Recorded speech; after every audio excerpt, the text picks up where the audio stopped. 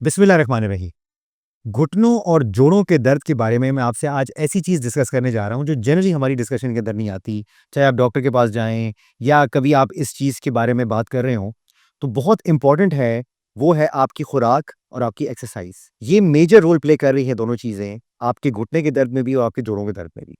होता क्या है कि अगर हमारी खुराक ठीक नहीं है, तो उसकी वजह से हमारे जिस्म के अंदर कुछ ऐसे केमिकल्स एब्ज़ॉर्ब होते हैं जो कि जाके डायरेक्टली हमारे घुटनों को अफ़ेक्ट करते हैं, जोड़ों को अफ़ेक्ट करते हैं। इसको हम लाइपोपॉलीसैकेराइड या एलपीएस कहते हैं।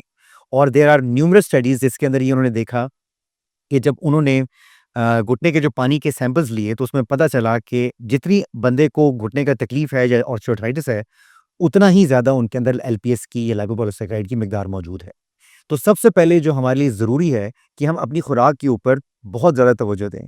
इसके अंदर बड़ा ज़रूरी है कि हम नेचुरल ग़िज़ा खाएँ, हम हर्बल खाएँ, प्रोसेस्ड फूड ना खाएँ। जैसे कि आपने देखा होगा आजकल बहुत ज़्यादा अ, एक ट्रेंड बन गया है कि हम फ़ास्ट फूड की तरफ ज़्यादा जाते हैं, पिज़्ज़ाज़ हैं, बेकरी के प्रोडक्ट्स हैं। ये तमाम के तमाम डेट्रिमेंटल हैं, ना सिर्फ़ आपके मैदे के लिए बल्कि आपके घुटने और जिस्म के दर्द के अंदर भी। तो सबसे पहले आपने काम ये करना है कि कोशिश करें कि ज़्यादा से ज़्यादा जो नेचुरल ग़िज़ा है वो खाएँ। दूसरी सबसे ज़्यादा इम्पोर्टेंट चीज़ है आपकी एक्सरसाइज़ या वॉक या मूवमेंट।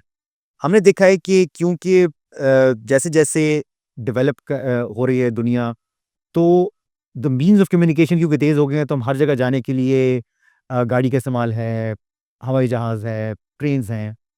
जो कि आपको एक जगह से दूसरी जगह बड़ी तेज़ी से पहुँचा तो देती हैं, लेकिन उसमें नुकसान ये है कि हमारी जो अपनी फ़िज़िकल एक्टिविटी, हमारी जो अपनी वॉक है, वो कम से कम होती जा रही है।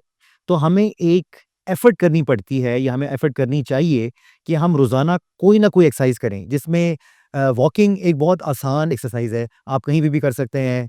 All you need is good pair of joggers ताकि आप आराम से जाके बाहर कहीं भी कि पार्क के अंदर या जहाँ पे आपके पास जगह मिले, आप वहाँ पे वॉक करें। दूसरा ये है कि कुछ ऐसी एक्सरसाइज़ें, ख़ास एक्सरसाइज़ें हैं, जो कि हम अगर जिस्म की अगर हम घुटनों की बात करें, तो घुटनों के लिए की जाती हैं। और हमारा जो सेंटर है आईआरएम जो स्पेशलाइज़ करता है, उन फ़िज़ियोथेरेपी की एक्सरसाइज़ेज़ को एक्सप्लेन करने में हमारे मरीज़ों को, ताकि वो उसको अडॉप्ट करें अपनी डेली ज़िंदगी के अंदर और वो एक्सरसाइज़ेज़ कर सकें।